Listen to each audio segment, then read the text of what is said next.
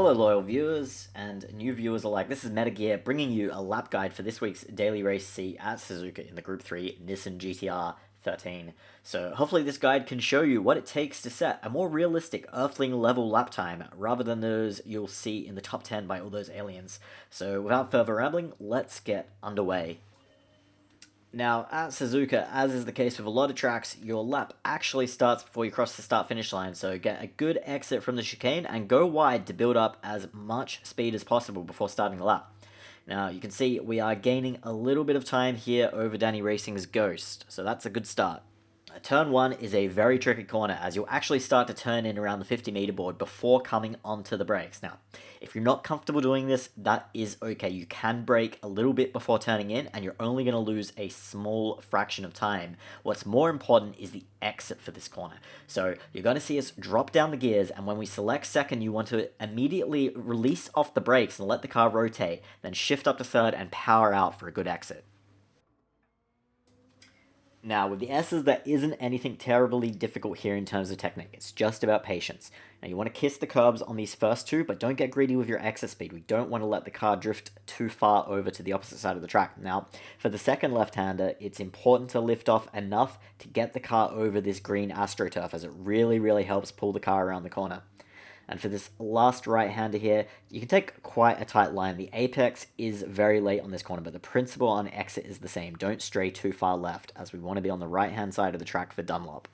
Now, your speed for a Dunlop is mostly going to be determined by how you exited the S's, but the main thing you want to concentrate is just getting on the throttle as early as possible. So I like to shift to fourth early, which just helps dull the understeer, allowing me to stay full throttle through the entire corner. The two right-handers before the bridge, known as the Degners, are the two most hazardous corners on the track.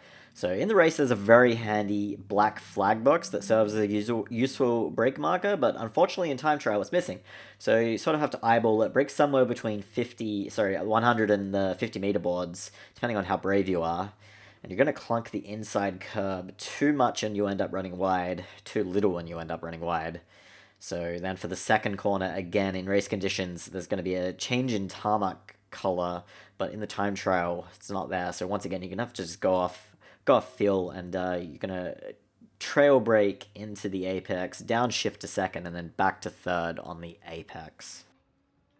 Something worth noting is not to run too wide on the exit. You can position the car half on the AstroTurf, but if you go too wide like Danny's Ghost, it's quite bumpy out there and you'll lose time.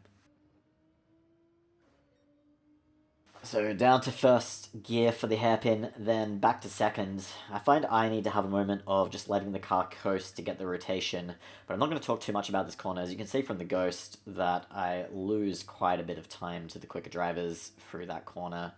It's just always been the case. It's been a weak corner for me. So as we come up here for the approach to Spoon, we're going to brake at the grey path there on the right-hand side, drop down to third gear, turn in, really just try and kiss the curb on the inside. Allow the speed of the car to carry you to the outside of the track, then brake earlier than you think you need to for the second apex. I dropped to second gear a little too early here. I suggest waiting a bit longer, and then we'll shift back to third for a really strong exit down this back straight.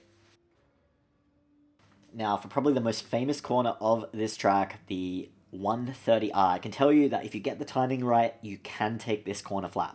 So you're going to start to turn in around 50 meters, and you want to clip the inside of the corner. Now, in race conditions, you can actually put two wheels on the grass, but in time trial, it can upset the car. There's just a small chance that it happens, and so I was on a good lap, and I didn't want to risk it. So I have a little lift here that cost me about a tenth, but whatever you do not brake for this corner.